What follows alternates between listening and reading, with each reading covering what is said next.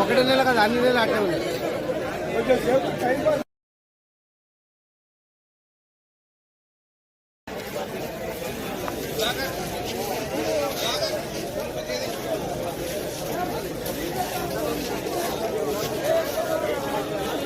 Conductor Jangaon depot. నేను గురువారం duty చేస్తున్నాను సార్, ఎక్స్ప్రెస్ డ్యూటీ. హన్మకొండలో 5 గంటలకు బయలుదేరినాను. 60-70 మంది ఎక్కిరు సార్ హన్మకొండలో. హన్మకొండలో ఎక్కిన కాజీపేట రాగానే ఒక 10 మంది ఎక్కింది. అందులో ఒక గర్భిణీ స్త్రీ ఎక్కింది.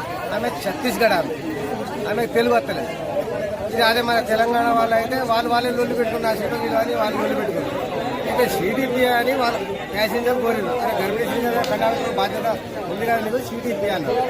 అయితే ఇప్పుడు సీట్ ఎవరు ఇస్తారు? అక్కడ జరిగింది చెప్పండి. ఇక ఇదే మాటలు వచ్చింది. ఇప్పుడు సీట్ ఇచ్చే కాలం అనే బాబాయ్ ఇది ఎవరు ఇస్తారే?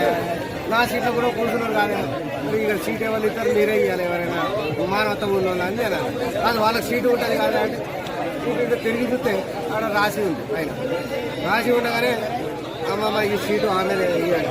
రాసి పెట్టి ఉందా అని ఆమె. అది వెనుక ప్యాసింజర్ ఉండి ఏమన్నాడు? ఆమె కనిపించలేదు. ఆడ రాసి పెట్టింది ఆమె సీటు ఆమె మాట్లాడుతుంది. ప్యాసింజర్ అన్నది. అయితే ఈమె అన్నది వానికి ఇమ్మని రాదు అని ఈమె అన్నది.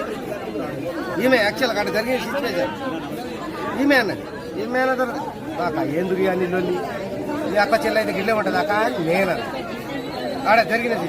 మీ అక్క చెల్లి అయితే గిల్లే ఇట నిలబడదా అక్క జరిగిన ఈ రాజు మధ్యలో దిగినప్పుడు మన సీటు జీవితం మనిషి అని నేను అన్న. ఒక 5 నిమిషాలు ఇట్లా తీసుకెళ్ళింది. ఇప్పుడు పక్కన ఒక ముద్రం ఏమైనా తిక్క వల్ల ఎవరైనా తీసుకెళ్ళి పెట్టాలి. ఒక గర్భిణిని పెట్టుకొని ఆమె లేచి నిలబడాలి, సీట్ ఇవ్వాలి కానీ ఏమేమో మాట్లాడుతుందని ఒక గురుతురాలు పక్కన ఏజామే ఒక అన్నది. ఇక మీరే చెప్పారమ్మా పంచాయతీ నేనేం చేయలేదు. ఆ మాట లేదు సీటు ఖాళీ పెట్టుకున్నా దాని మీద రాసి పెట్టి ఉందా అక్కడనే ఖాళీ పెట్టుకొని రావాలండి. కానీ ఏమైనా ఇదా కానీ ఏమైనా ఖాళీ పెట్టుకుని వస్తారా అమ్మాయి ఎవరైనా సీటు ఇంతమంది ఫ్రీ పెట్టినప్పుడు ఖాళీ పెట్టుకుని వస్తారా? అందుకే ఒక 5 నిమిషాలు జరిగింది. 5 నిమిషాలు జరిగిన తర్వాత ఈ రేవంత్ రెడ్డి ముండ కొడుకు ఫ్రీ ఎందుకు పెట్టిండో ఈ కండక్టర్ ముండ కొడుకును ఓవర్ చెప్తారు అని అన్న.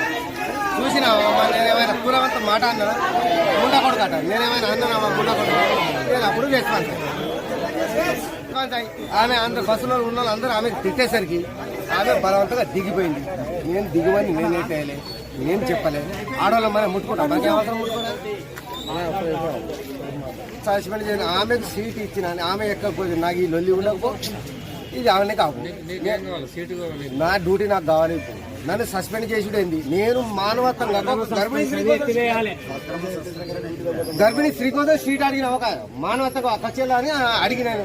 ఆమె ఛత్తీస్గఢ్ బీహార్ మన తెలుగు రాదు. ఆమెకు లేవరాదా మీ కచ్చేళ్ళు అయితే ఇట్లనే ఉంటుంది అని అన్నా. సరే ఆడ మాట నువ్వు అన్నావు నాకు అన్నావు సరే అది వేరు. బస్సులో అందరూ ఆమెకు తిట్టే ఆమెకు మైండ్ అప్సెట్ అయిపోయింది.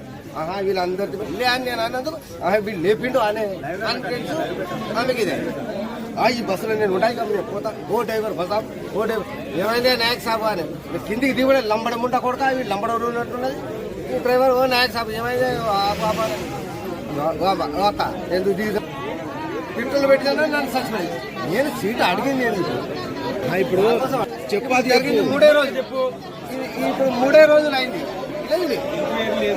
Charge sheet suspend